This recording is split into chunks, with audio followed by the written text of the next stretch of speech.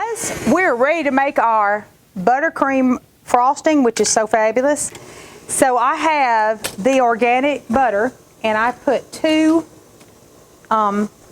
sticks in here. Let it soften. I put 2 sticks in here for 5 minutes.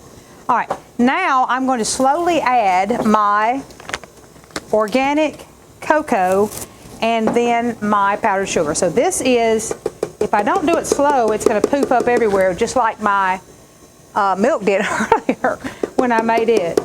So here we go with the cocoa into my butter.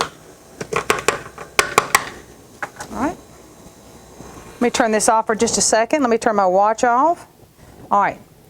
Let's go around to make sure that butter is getting incorporated into that cocoa, the organic cocoa. All right, here we go. Going to turn it on low. I'm going to speed it up later. Okay, there's that.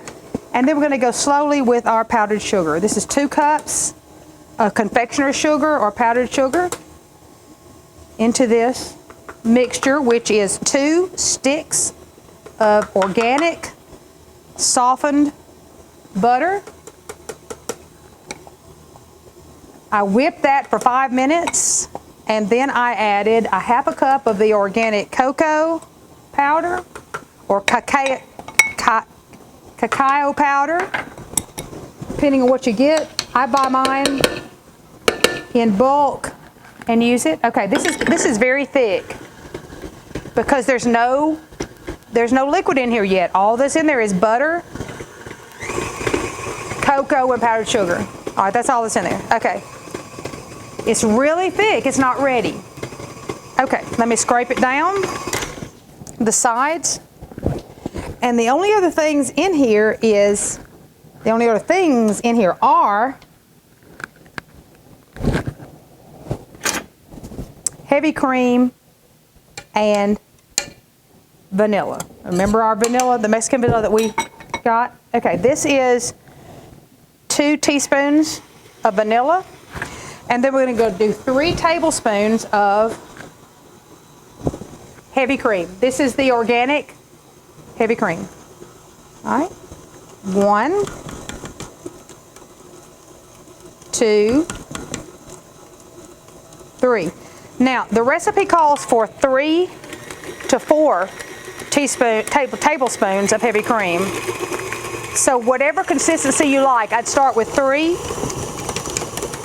and then go from there. Let's see what that looks like.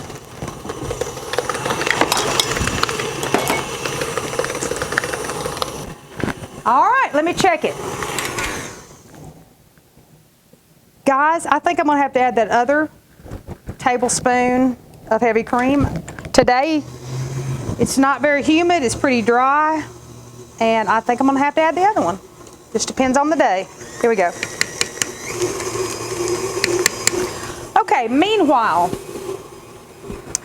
we have our 2 layers of cake that I have baked. The sourdough chocolate cake that I baked. And let's put together our cake.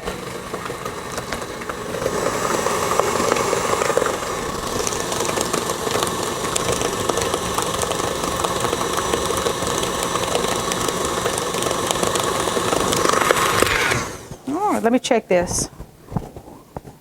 Oh my goodness. Guys, I'm just telling you. Let me scrape it down one more time. Let me tell you what, in order to scrape it down well, let me take it out. Because a lot of the cocoa is being on the sides. I'm telling you what, I think I'm going to add, I think that I'm just going to have to put another tablespoon of cream in here. That's what I'm going to do. So, let's see. Scrape this. All right. Put it back on the base. And 1 more tablespoon. So I'm going to say, instead of 3, which is what the recipe says, 3 to 5. All right, let's let it go. Okay, boys and girls, That's it. Let's take this lovely frosting off.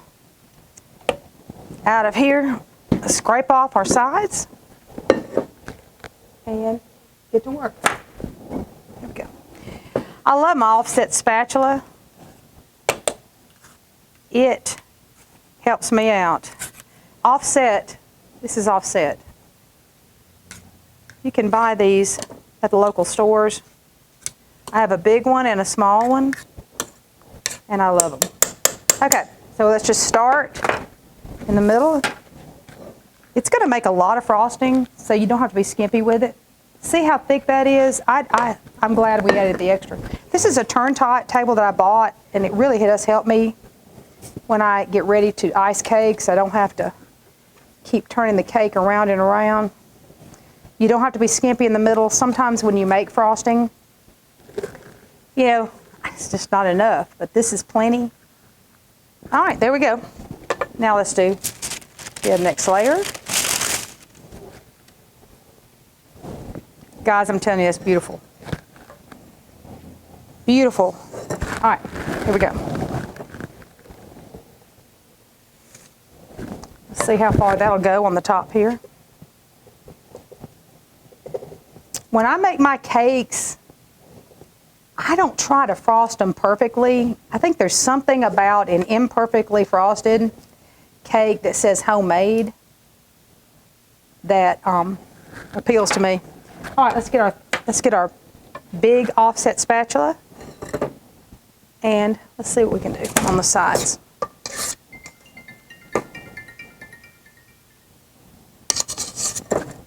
All right, here we go. I'm not the best cake decorator, but then who is, right?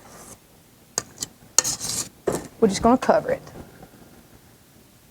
And we're going to be thankful it's not white, because then it really would be hard to make sure all our chocolate crumbs are not seen, huh? However, here lately people are doing what they call naked cakes, which I kind of like, because it's not so much frosting, and it's okay if you see the crumbs. All right, here we go.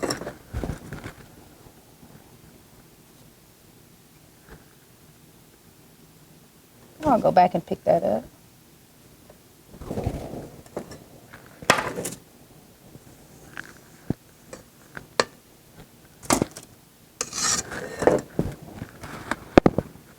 Man, I'm really glad I added that extra,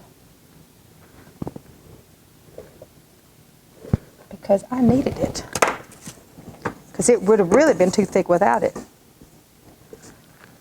All right, let's finish this gap up right here.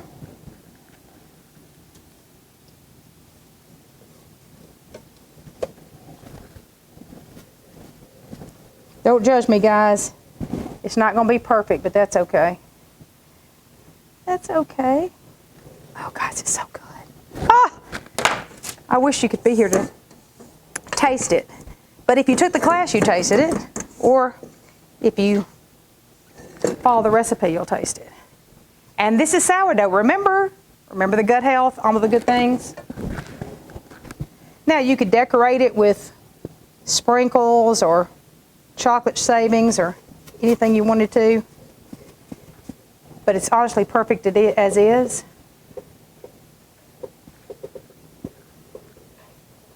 There it is. Sourdough chocolate cake.